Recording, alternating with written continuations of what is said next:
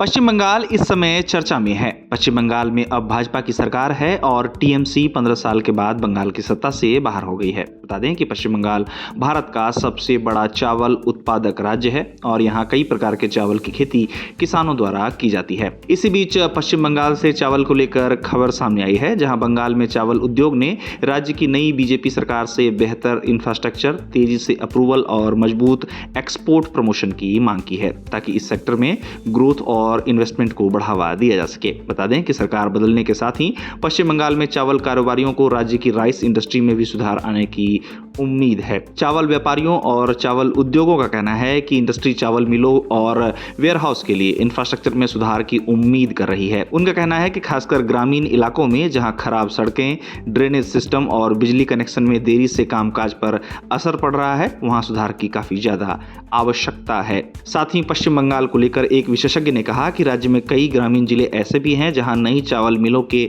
लिए बिजली कनेक्शन में महीनों का समय लग जाता है और इससे लागत तथा परेशानी दोनों में बढ़ोतरी होती है। बता दें कि अब जैसा कि राज्य में सरकार बदल गई है, तो बंगाल में चावल उद्योगों को सरकार से तेजी और सही इंफ्रास्ट्रक्चर की उम्मीद है। चावल उद्योगों से जुड़े लोगों का कहना है कि मॉडर्न स्टोरेज और लॉजिस्टिक्स इंफ्रास्ट्रक्चर वर्तमान समय की मांग है, क्योंकि भारत का सालाना चावल उत्पादन 1500 लाख टन को पार कर गया है। लेकिन विशेषज्ञ बताते हैं कि भारत के कुल चावल उत्पादन में पश्चिम बंगाल का योगदान करीब 150 लाख टन होने के बावजूद भी इसका एक सीमित हिस्सा ही सीधे एक्सपोर्ट मार्केट तक पहुंच पाता है। एक्सपर्ट्स कहते हैं कि फोकस्ड ब्रांडिंग और एक्सपोर्ट प्रमोशन पर ध्यान दिया जाए तो वैश्विक चावल निर्यात में बंगाल की भागीदारी में जरूर इजाफा होगा। बता दें कि बंगाल में घाटे के कारण बड़ी संख्या में चावल मिलें पहले ही बंद हो चुकी हैं। आपको इसके साथ ही बता दें कि इंडस्ट्री द्वारा देरी और पेपरवर्क को कम करने के लिए लाइसेंस और अप्रूवल के लिए सिंगल विंडो क्लियरेंस सिस्टम की मांग भी की गई है। अब पश्चिम बंगाल में चावल की किस्मों की बात की जाए तो बंगाल का गोविंद भोग चावल भारत सहित दुनिया भर में मशहूर है। इसके अलावा पश्चिम बंगाल में उगाई जाने वाली तुलाई पंजी चावल भी एक मशहूर किस्म है।